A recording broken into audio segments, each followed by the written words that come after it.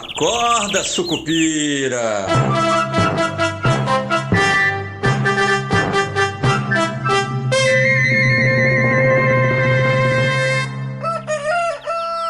Bom dia, pessoal, sejam todos bem-vindos, sejam todas bem-vindas. Hoje é dia 5 de novembro de 2024, terça-feira. Eu sou Rodrigo Oliveira e esse aqui é o nosso Acorda Sucupira. Olha só, hoje dois temas importantes para a gente tratar aqui. Um é o pacote de corte de gastos e o outro é as eleições americanas, né?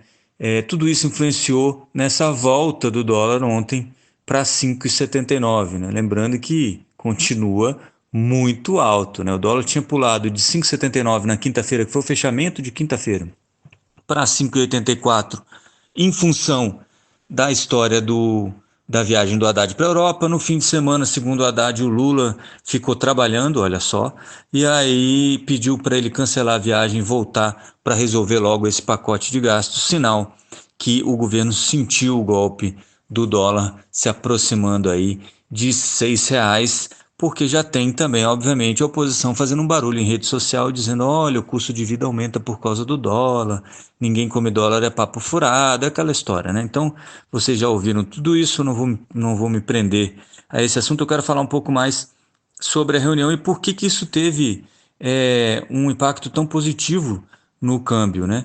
E, além disso, depois a gente fala um pouquinho sobre as eleições americanas que também influenciaram o câmbio em função de uma redução aí do Trump Trade. A gente falava um pouco ontem sobre isso, né?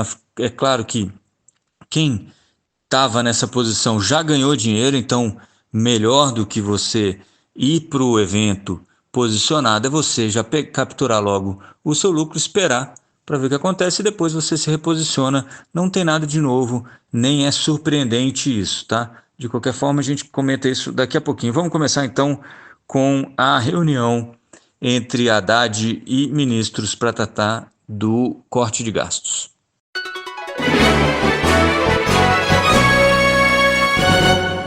Pois bem, vamos lá. O Haddad sentiu, é claro, o governo como um todo sentiu a alta do dólar, a pressão do mercado sobre o corte de gastos. E aí eu queria deixar uma coisa bem clara: não é que o mercado está se posicionando para pressionar o governo. Isso não é porque quando a gente fala esse tipo de coisa, parece que tem um grupo de pessoas que se junta, ou porque qualquer que seja o tamanho desse grupo, para colocar faca no pescoço do governo. Não é assim que funcionam essas coisas. Isso é um somatório de várias pessoas que estão com um pensamento de que não vale a pena você ficar investido no país, porque você tem um descompasso aí de responsabilidade fiscal. Então essas pessoas começam a exigir mais prêmio, começam a exigir mais preço, mais retorno para os mesmos investimentos, saem do real, porque isso o real fica desvalorizado, né? Acaba ficando desvalorizado para essa saída, mas o real fica pouco crível, já que você está criando condições para uma inflação que você não está querendo combater em função das contas públicas, né? Você quer continuar gastando, então você vai ter que emitir mais dívida, o mercado então começa a cobrar mais juros. Se você não entregar os juros, você vai acabar entregando aí a moeda, e é mais ou menos isso que está todo mundo com medo. Os juros futuros subiram junto e a moeda caiu, o que mostra um descompasso, aquilo que a gente já tinha falado já uma semana, duas atrás, lá no Esquina Sucupira, sobre a falta de potência da política monetária. Você está precisando de mais juros para conseguir manter, para ter os mesmos efeitos de antes, né? Os mesmos efeitos de antigamente. Então, quando cancelou a viagem do Fernando Haddad para a Europa, o governo deu uma sinalização de que, olha, isso aqui me interessa, né? Como diria o Cazuza, mentiras sinceras me interessam. E aí o Haddad ficou para agora, então, adiantar. Vamos lembrar o seguinte: não tinha nada pronto na sexta-feira, agora está tudo pronto na segunda-feira, o que é impressionante e é estranho, para dizer o mínimo, mas então foi tudo caindo no lugar. O que ajudou muito a melhorar o mercado, né? E lembrando assim, mês passado a saída de capital estrangeiro da B3 foi extremamente alta. No ano, a gente já tem 30 bilhões de reais em capital estrangeiro na B3 que foram embora. E isso, obviamente, além de pressionar o câmbio, né, isso mostra que tem uma desconfiança, sim, do investidor estrangeiro com a política a política econômica que o Brasil está levando a cabo, né? Então, a reunião ontem foi muito positiva porque contou com a presença de algumas das pessoas que pareciam muito contrárias e não teve nada depois disso até agora. Essas pessoas não falaram nada. Por exemplo, Luiz Marinho, do Trabalho, que chegou a falar que pediria demissão se mexesse no abono salarial e no seguro-desemprego, estava na reunião, não falou coisa alguma quando saiu.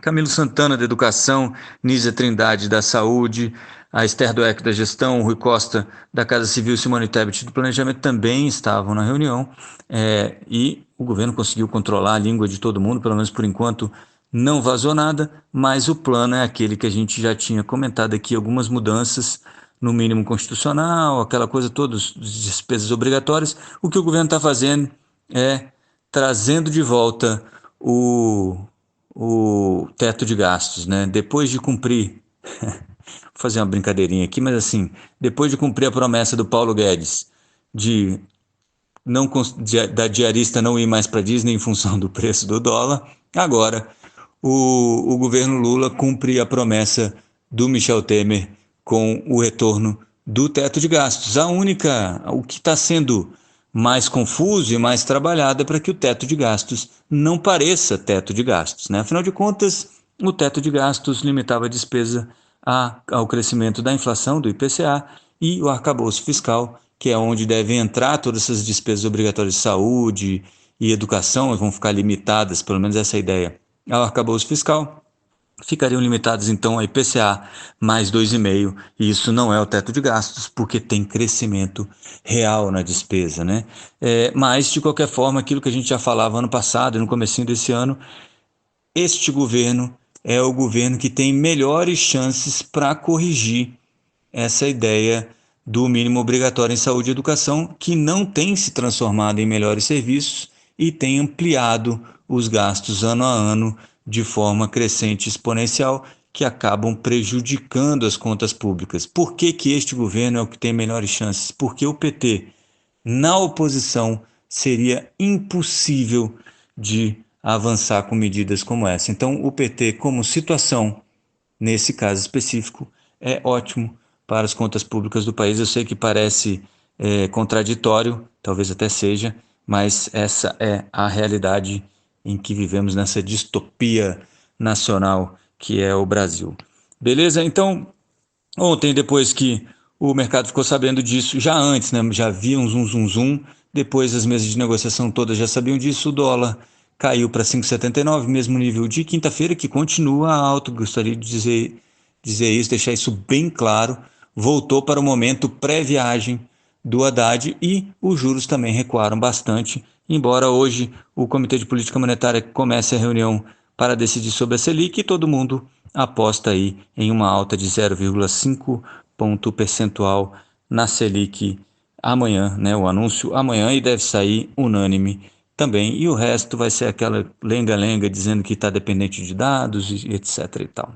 Beleza? Então, no Brasil, tem isso hoje na Bolsa, tem um resultado importante que saiu ontem à noite, que é o resultado do Itaú, foi bem recebido, tem aí uma perspectiva de que com o lucro aumentando, carteira de crédito aumentando, inadimplência caindo, do banco você tenha dividendos extras ou dividendos maiores a partir do ano que vem, e isso deve ajudar aí os bancos, e os bancos, né, têm um peso razoável no Ibovespa, pode ajudar um pouquinho o Ibovespa no dia de hoje, beleza? Vamos então falar rapidinho aqui das eleições nos Estados Unidos e dos impactos para o Brasil.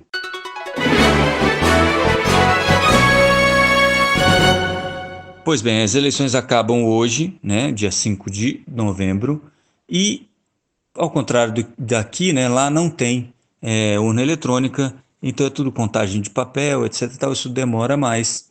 E como as pesquisas indicam que a eleição deve ser muito acirrada, a gente provavelmente vai ter que esperar até sexta-feira, sábado, para conseguir saber quem realmente foi o eleito, né? No que disse, lembrando assim, 2016, o resultado saiu logo na quarta-feira de manhã, se não me falha a memória, em 2020, quando foi a eleição do Biden, ela saiu só no sábado, em função dessas margens menores, né? 2016, quando o Trump ganhou, isso foi mais rápido porque estava mais fácil de você fazer a contagem. Tem ali uns 7 estados pêndulo, né? Os swing states, que os americanos gostam de falar: Nevada, Arizona, Geórgia, Carolina do Norte, Wisconsin, Michigan e Pensilvânia. Todos eles aí somados têm 93 delegados e eles que provavelmente vão dar aí a direção de quem será o novo presidente ou a nova presidente dos Estados Unidos. O que deve sair mais próximo agora, amanhã, de manhã ou até um pouco mais cedo, é Geórgia, Carolina do Norte e Michigan. Então você ainda teria 4 estados ainda fortes, que tem importância razoável, pelo menos para sair um pouco mais tarde. Isso deve manter o mercado aí mais apreensivo, tá? Lembrando que na quinta-feira, em função das eleições, a reunião do Fed será quarta e quinta. Na quinta-feira saem os resultados, sai a decisão do FOMC, que é o Copom dos Estados Unidos, sobre a taxa de juros lá. A ideia é que venha um corte de 0,25 ponto percentual. Lembrando que é o seguinte, uma vitória do Donald Trump indicaria, ou essa é a visão do mercado, indicaria um dólar mais forte em função do aumento de tarifas aí que ele prometeu, 60% de aumento de tarifas em importações chinesas e também um combate maior à imigração, e isso deve gerar pressões inflacionárias. Isso faria com que o Fed reduzisse o pace ou até desse um tempinho nos cortes de juros lá, o que fortalece o dólar. Não por acaso, ontem, e aí a gente volta um pouquinho para o Brasil, as novas pesquisas indicando proximidade da Kamala Harris e do Trump nessa reta final também ajudaram o pessoal a embolsar logo o lucro que tiveram com o dólar, e isso fez com que o dólar perdesse valor contra quase todas as moedas do mundo no dia de ontem, principalmente emergentes e commodities. O Brasil teve a melhor performance do dia, mas aí em função dessas novas promessas do governo Lula sobre corte de gastos, junto e aí somados a esse ganho de força da Kamala Harris, e que é estranho, porque no fim das contas isso deve gerar ainda mais insegurança lá para frente, né? Se for muito apertado e o Trump perder, é possível que a gente veja novamente aquelas contestações e tudo mais, o que causa um pouco mais de estresse no mercado, beleza? Então, por enquanto, né, o mercado deve aguardar agora, deve ficar em compasso de espera pelas notícias da eleição americana e também pelo fim das discussões sobre o pacote de gastos. Lembrando que hoje as reuniões com os ministérios continuam. O Haddad deve se reunir aí com representantes ou com os ministros de Desenvolvimento Social e o da Previdência para discutir como também eles entram nesse esforço de corte de gastos. Vamos ver. Por enquanto eu sou ainda um descrente num corte de gastos real, porque eu acho que o drible no fiscal já foi dado, que é via aqueles fundos que a gente comentava aí na semana passada. Já tem um tempo que a gente vem falando disso. Beleza? Eu vou ficando por aqui então, nesta terça-feira, dia 5 de novembro. A gente se vê amanhã, se tudo der certo. Bons negócios a todos e avante, Sucupira! Acorda, Sucupira!